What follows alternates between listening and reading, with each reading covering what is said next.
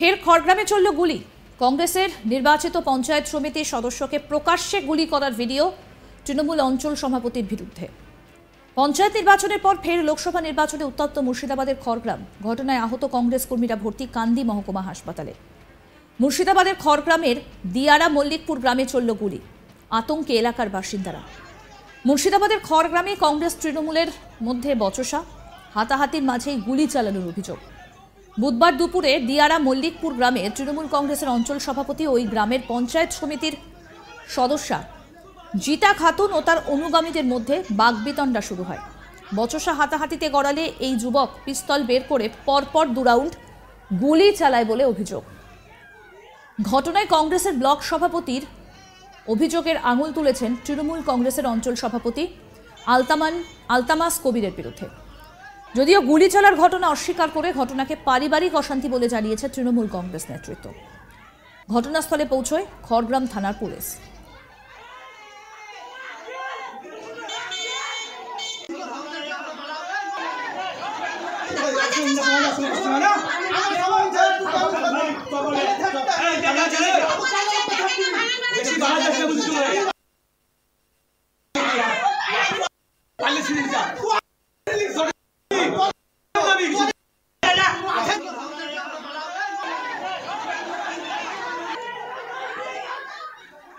লোকসভা নির্বাচনের আগে এদিন প্রকাশ্য দিবালোকে গুলি চালানোর ঘটনায় আতঙ্কিত এলাকার বাসিন্দারা। আমাদের প্রতিনিধি গোপাল ঠাকুর কি প্রতিবেদন তুলে ধরলেন, শুনব। লোকসভা নির্বাচনের আগে ফের একবার উত্তপ্ত মুর্শিদাবাদের খড়গ্রাম। আজ দুপুরবেলায় মুর্শিদাবাদের খড়গ্রামের দিয়ারা মল্লিকপুর অঞ্চলে কংগ্রেসের নির্বাচিত পঞ্চায়েত সদস্য জিতু খাতুনের বাড়িতে ওই এলাকারই তৃণমূল কংগ্রেসের অঞ্চল সভাপতি আলতাফ শেখ তার অনুগামীদের নিয়ে রীতিমতো তার বাড়িতে আক্রমণ চালায় বলে কংগ্রেসের পক্ষ থেকে অভিযোগ, এবং সরাসরি প্রকাশ্যে 2 রাউন্ড গুলি চালায় বলেও অভিযোগ। ওই এলাকার অঞ্চল সভাপতির সাথে তার অনুগামীরা কংগ্রেসের নির্বাচিত পঞ্চায়েত সমিতির সদস্যের বাড়িতে আজ দুপুরবেলায় যান তা তৃণমূল কংগ্রেসের অনুগামীদের নিয়ে, এবং তার বাড়িতে আক্রমণ আনেন বলে অভিযোগ। একাধিকভাবে 2 পক্ষের মধ্যে বাদ বিটানটা শুরু হলে 2 পক্ষের মধ্যে ধস্তাধস্তি, তারপর উত্তেজনা এবং একে অপরের পক্ষে 2 পক্ষের মধ্যে সংঘর্ষ শুরু হয়ে যায়।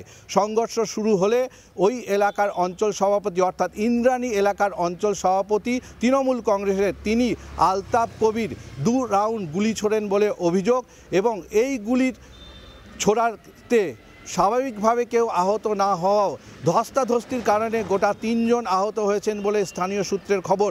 পাল্টা কংগ্রেসের ব্লক সভাপতি তিনি অভিযোগ করেছেন যে তৃণমূল কংগ্রেসের আশ্রিত দুষ্কৃতী এবং ইন্দ্রাণী এলাকার পঞ্চায়েত অঞ্চল সভাপতি আলতাফ শেখ তার অনুগামীদের নিয়ে গিয়ে নির্বাচিত পঞ্চায়েত সমিতির সদস্যা জিতু শেখের বাড়িতে আক্রমণ আনেন। পাল্টা তৃণমূল কংগ্রেসের ব্লক সভাপতি জানিয়েছেন যে সম্পূর্ণ ঘটনা ভিত্তিহীন এবং তাদের নিজেদের দলীয় কোন্দল রয়েছে সেই ঘটনার জেরেই, এবং পাশাপাশি তিনি গুলি চালনার ঘটনা সম্পূর্ণ অস্বীকার করেছেন। অন্যদিকে ওই এলাকায় খড়গ্রাম থানার পক্ষ থেকে বিশাল পুলিশ বাহিনী মোতায়েন করা হয়েছে।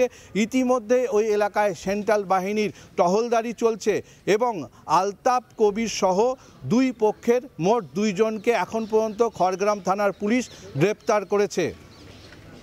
ইতিমধ্যে এই ঘটনাকে কেন্দ্র করে প্রায় 8-10 জনের নামে লিখিত অভিযোগ হয়েছে খড়গ্রাম থানায়।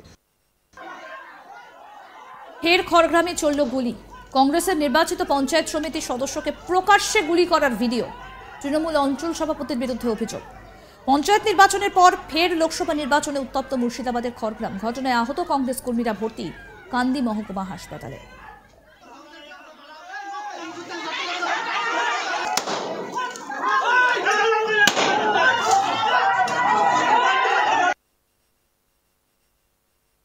মুর্শিদাবাদের খড়গ্রামের দিয়ারা মল্লিকপুর গ্রামে চলল গুলি, আতঙ্কে এলাকার মানুষ।